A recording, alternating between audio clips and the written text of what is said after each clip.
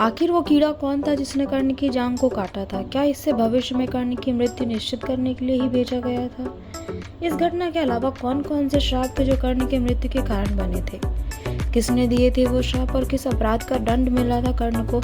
इन सभी प्रश्नों का उत्तर जानने के लिए इस वीडियो के अंत तक बने रहें। सो फ्रेंड्स, आज का वीडियो स्टार्ट करते हैं। अगर आप हमारे चैनल में नए हैं, चैनल को सब्सक्राइब करें और अपने फ्रेंड्स के साथ ज़रूर शेयर करें। महाभारत के शांति पर्व अध्याय 2 में नारद जी युधिष्ठिर को बताते हैं, जब गुरु द्रोण ने कर्ण को ब्रह्मास्त्र का ज्ञान देने से मना कर दिया, तब द्रोणाचार्य की आज्ञा से कर्ण हमेशा के लिए महेंद्र पर्वत पर परशुराम जी के पास चले गए। उनके पास जाकर उनसे मस्तक झुकाकर उसने प्रणाम किया और कहा, मैं भृगवंशी ब्राह्मण हूँ। ऐसा कहकर उसने गुरु भाव से शरण लिया और परशुराम जी ने गोत्र आदि सारी बातें पूछकर उसे शिष्य भाव से स्वीकार कर लिया। उस पर्वत पर श्रेष्ठ परशुराम जी से विधि पूर्वक धनुष विद्या का ज्ञान लिया और उसका अभ्यास करने लगे। उनसे एक बार अनजाने में धेनु को इंसान जीव समझकर मार डाला। अनजाने में यह अपराध किया है। कर्ण ने ब्राह्मण को सारा हाल बता दिया और उसने कहा, भगवान, मैंने अनजाने में आपकी गाय मार डाली है, अतः आप मेरा ये अपराध क्षमा करके कृपा कीजिए। कर्ण की इस बात को बार बार दोहराए जाने पर ब्राह्मण ने उसकी बात सुनते ही कुपित हो उठा और कठोर वाणी द्वारा कहा, दुराचारी, तू मार डालने लायक है। और कहा कि तू जिसे निरंतर खुश करने की कोशिश कर रहा है, उससे युद्ध करते वक्त तेरा खून बहेगा और तेरे रथ का पहिया धरती खा जाएगी। जब पृथ्वी में तेरा पहिया आ जाएगा और तू अचेत सा हो रहा होगा, उस समय तेरा शत्रु पराक्रम करके तेरे मस्तक को काट गिराएगा और अब तू चला जा। उसके बाद कर्ण ने उस ब्राह्मण को बहुत सी गाय और धन देकर प्रसन्न करने की चेष्टा की। तो ब्राह्मण ने बोला, सारा संसार आ जाए तो भी मेरी बातों को कोई झूठा साबित नहीं कर सकता है। यहाँ से तू जा या जो करना है कर ले। परशुराम जी ने बहुत सी विद्या की शिक्षा दी थी कर्ण को। एक समय परशुराम जी को नींद आई। कर्ण की गोद में सर रख के सो गए। इसी समय एक भयानक कीड़ा, जिसका स्पर्श बड़ा भयंकर था, वो कर्ण के पास आ गया।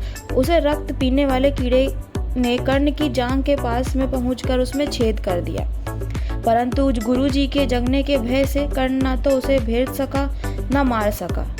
वो कीड़ा उन्हें बार बार डसता रहा, तो भी सूर्यपुत्र कर्ण ने कुछ नहीं किया कि कहीं गुरुजी जग न जाए। जब कर्ण का खून परशुराम जी के शरीर से लग गया, तब परशुराम जी जग उठे और कहा कि मैं तो अशुद्ध हो गया, तू ये क्या कर रहा है, ठीक ठीक बता। तब कर्ण ने उन्हें सारी बात बताई। उन्होंने भी कीड़ा देखा और वो अनर्क नाम से प्रसिद्ध कीड़ा था। परशुराम जी की दृष्टि पड़ते ही रक्त से भीगे हुए कीड़े ने प्राण त्याग दिए और आकाश में एक विकराल राक्षस दिखाई दिया और उस राक्षस ने हाथ जोड़कर परशुराम जी से कहा, श्रेष्ठ, आपका कल्याण हो। मैंने जैसे आया था वैसे ही चला जाऊंगा। आपने इस नर्क से मुझे छुटकारा दिलाया है, आपका भला हो। मैं आपको प्रणाम करता हूँ। तब परशुराम जी ने उससे पूछा, तू कौन है और किस वजह से इस अनर्क में पड़ा था, बतलाओ। तो उसने बताया, सतयुग प्राचीन काल की बात है। मैं दक्ष नाम से प्रसिद्ध असुर था। एक दिन मैंने भृगु की पत्नी का बलपूर्वक अपहरण कर लिया था। उसने मुझे श्राप दिया और कीड़ा बनकर धरती में मैं आ गिरा। तब मैंने उनसे कहा कि इस श्राप का अंत भी होना चाहिए। तब भृगु जी बोले, परशुराम से इस श्राप का अंत होगा, और वह परशुराम जी को प्रणाम करके वहां से चला गया। इसके बाद परशुराम जी ने क्रोध में आकर कहा, ओ मूर्ख, ऐसा दर्द कोई ब्राह्मण नहीं सह सकता है। तेरा धैर्य क्षत्रिय के सामान्य है, तू स्वेच्छा से बता। तब कर्ण बोले कि मैं ब्राह्मण और क्षत्रिय से अलग शूद्र जाति में पैदा हुआ हूँ, मुझे राधा पुत्र कर्ण कहते हैं।